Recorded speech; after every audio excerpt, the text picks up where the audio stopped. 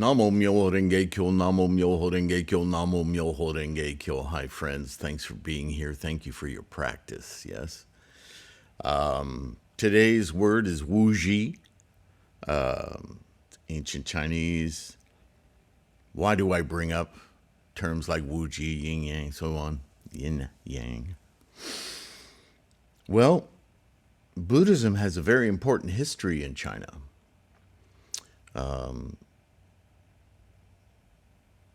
There's a book, if I remember, I think it's called like the Sutras.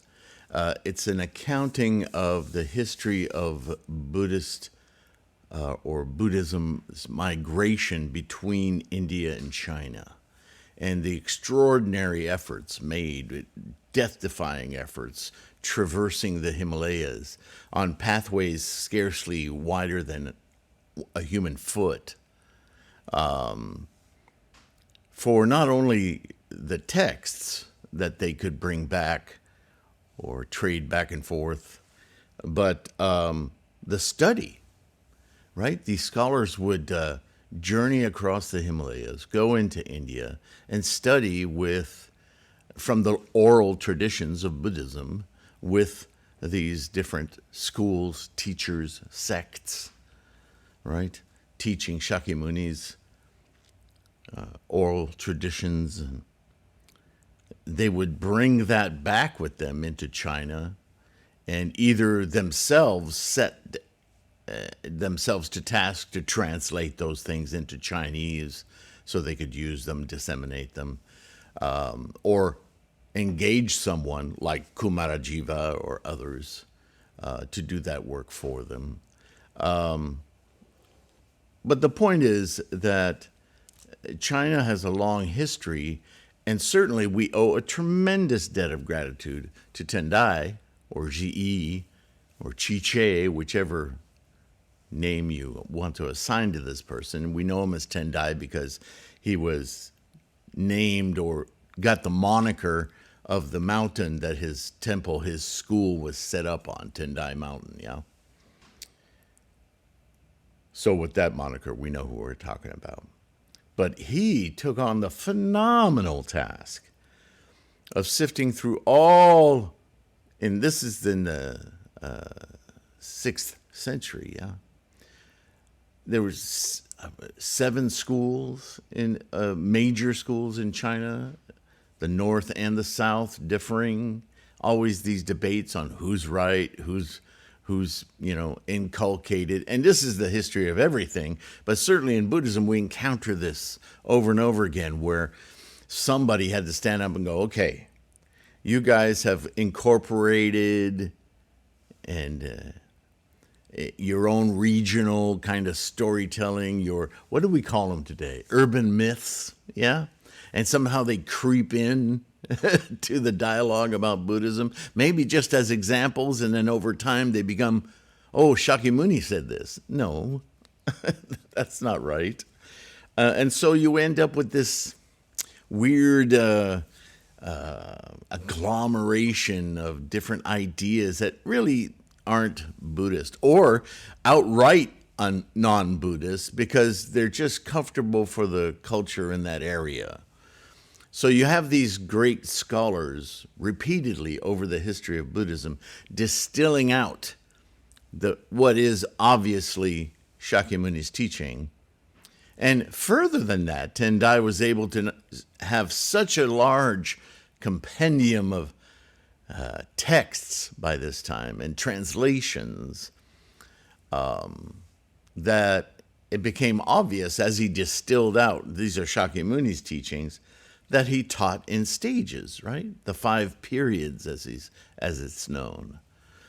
And of all those periods, the Lotus Sutra, he identified, he wasn't the only one to do this, but his entire school was based on the ultimate teaching, the final, if you will, teachings, the point of Shakyamuni's practice from the time he first started to look for the ultimate truth. And that was the Lotus Sutra.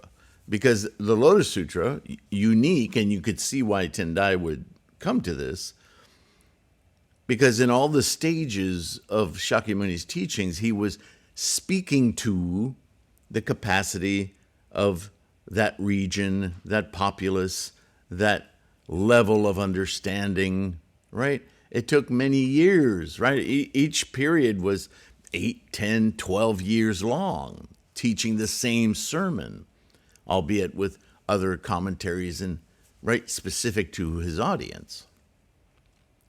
But in the Lotus Sutra, he's talking about himself. He's saying, I don't care what your limitations are.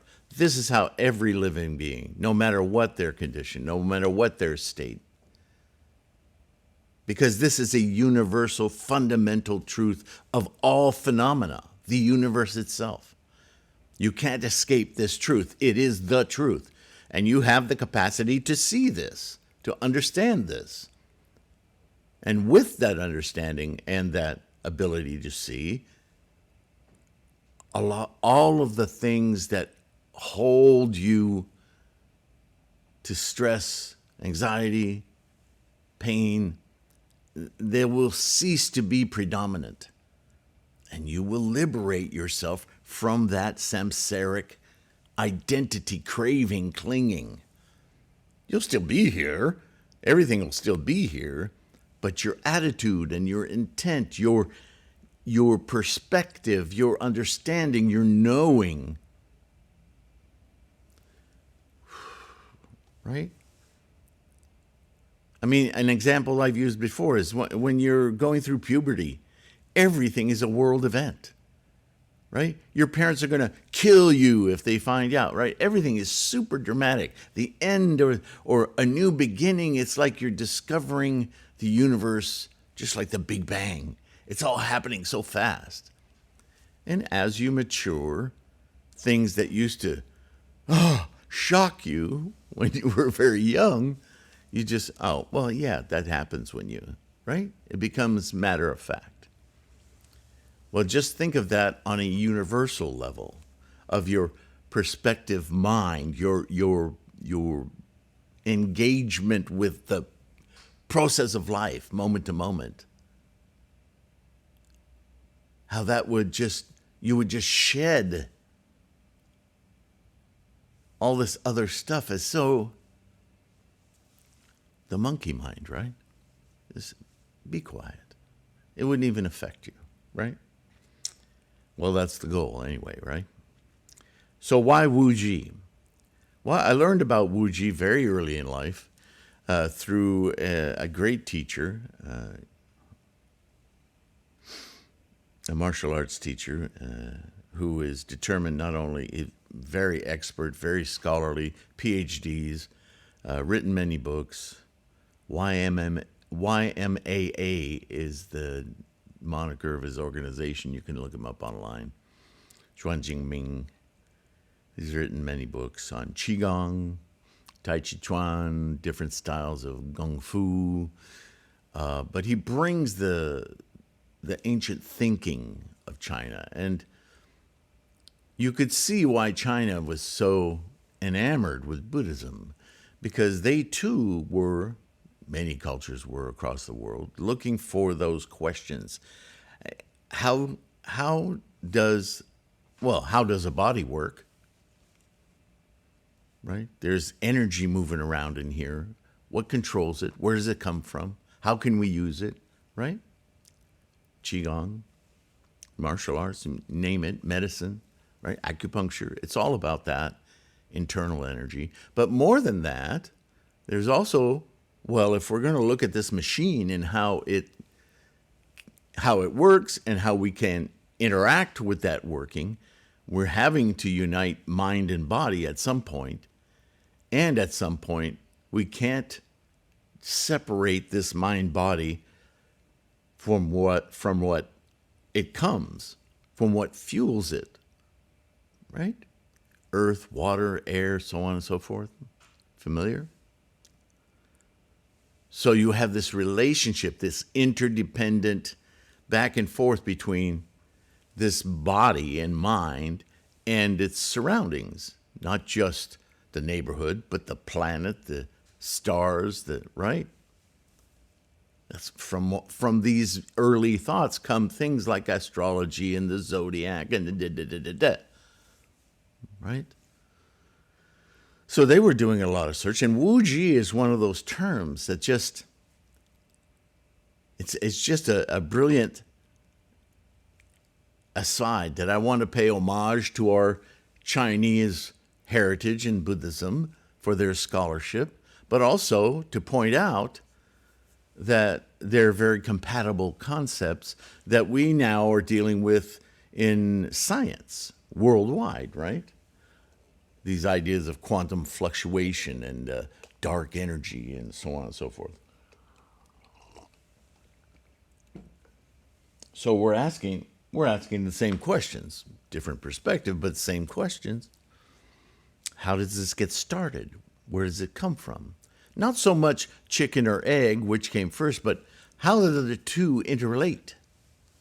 So Wuji is this concept, and we'll get into it here. I have two major bullet points,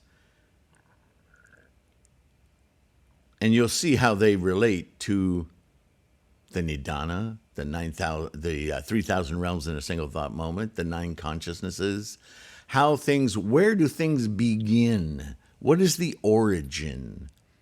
And then how does the momentum begin? What is the formation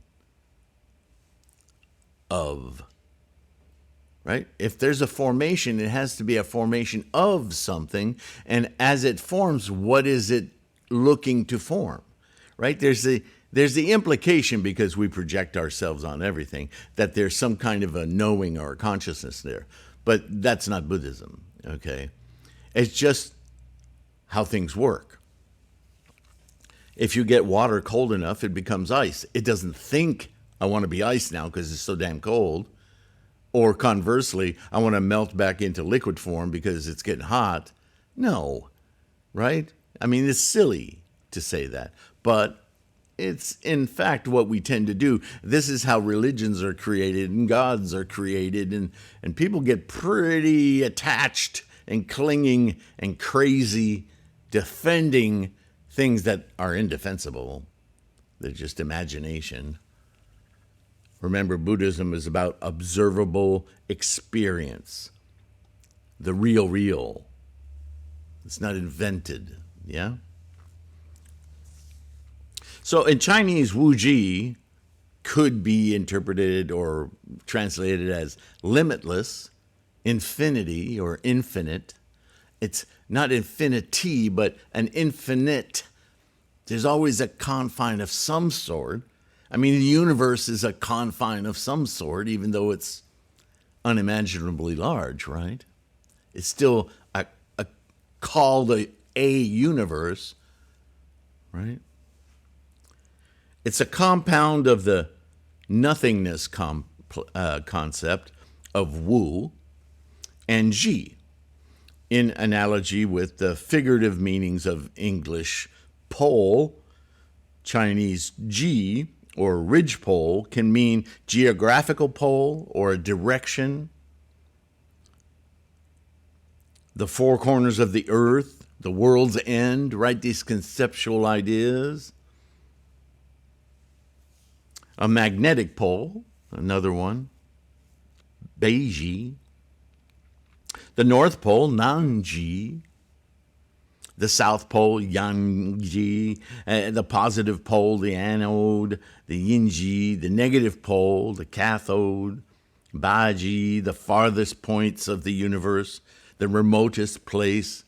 So it's this idea of a huge expanse, but at the same time, a concentrated idea, right? Like quiescent energy. It's quiescent everywhere, but it's energy. So it's a specific, not a thing, but a potential. See, that word potential, I think, suits it perfectly. Wuji, potential. Quiescent energy, potential. It's all there, but it's not there. How Buddhist is that? Yeah? The second bullet point I have here is common English translations of the cosmology or cosmological Wuji are the ultimateless. There are no boundaries because it's potential.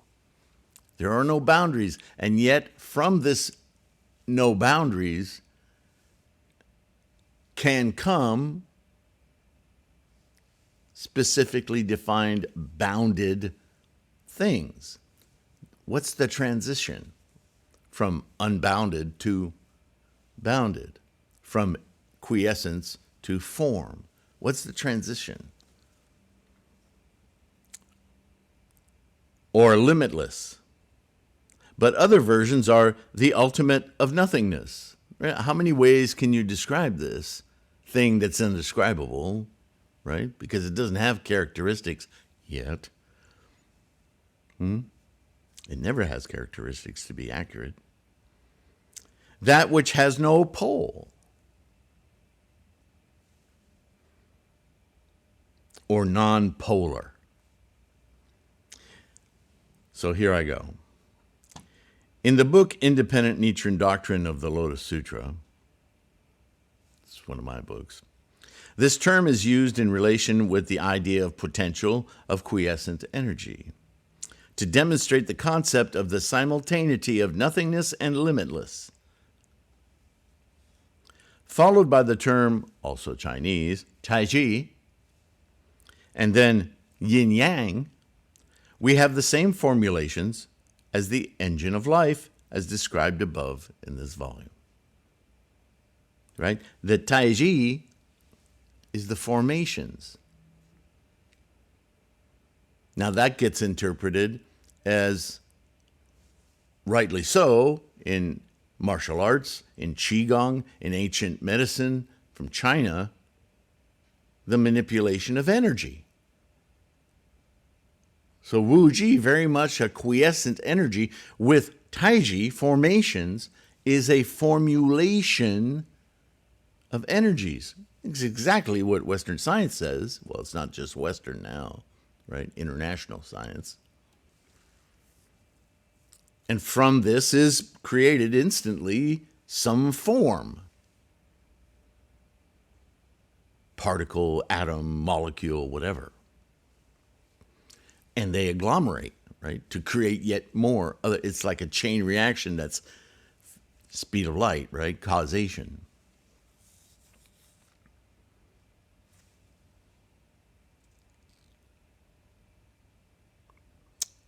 Now, I guess for more on that, we'll have to go to Engine of Life. I didn't include it here, most likely because I've already covered this topic of the Engine of Life. If you go to the Engine of Life, you'll see the formulations, right? From Wuji to You and Me is a whole chapter in the book.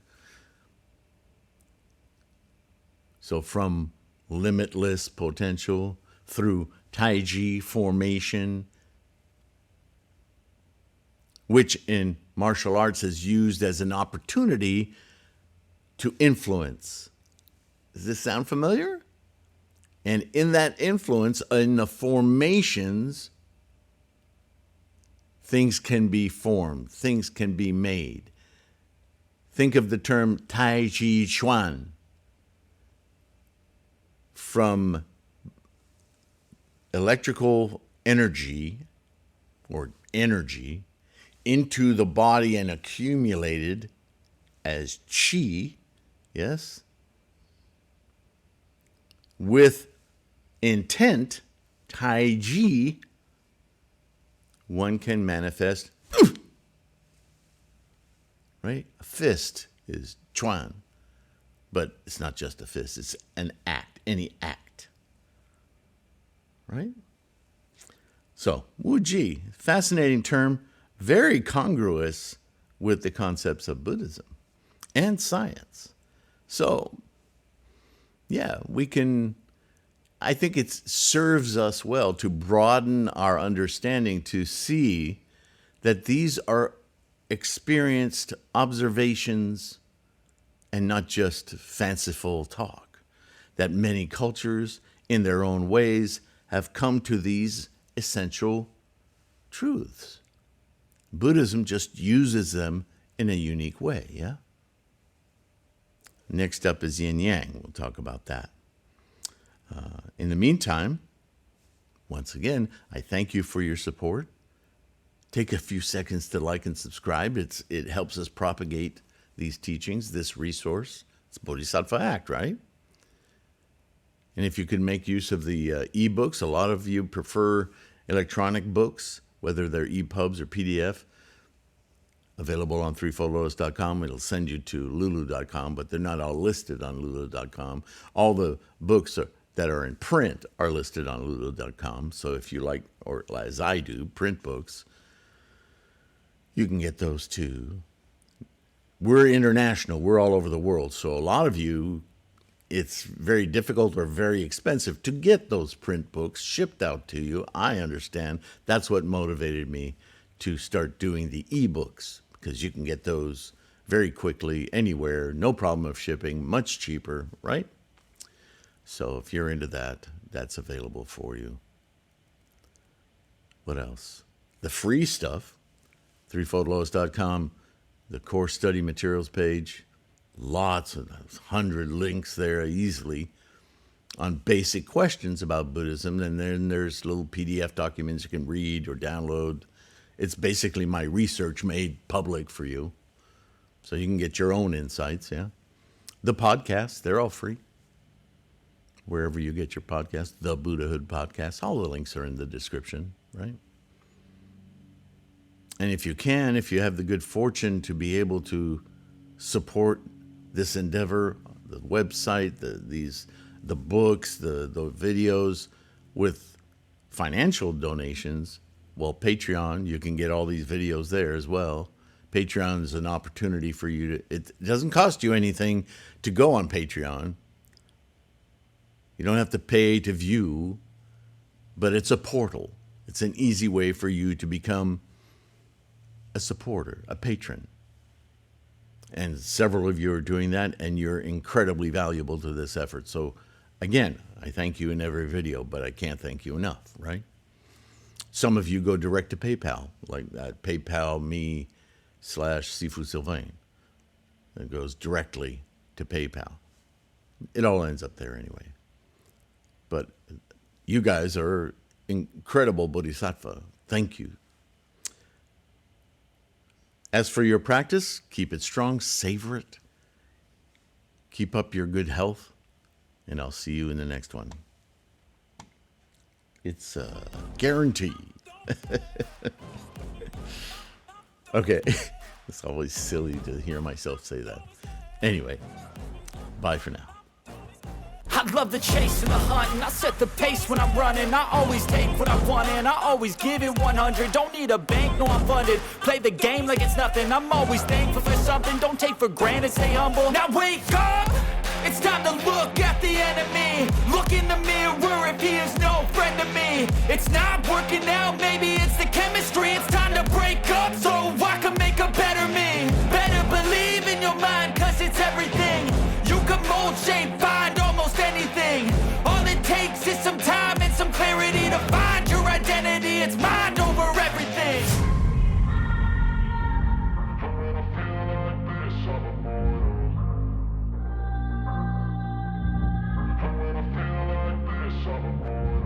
And when I feel like this, I'm immortal.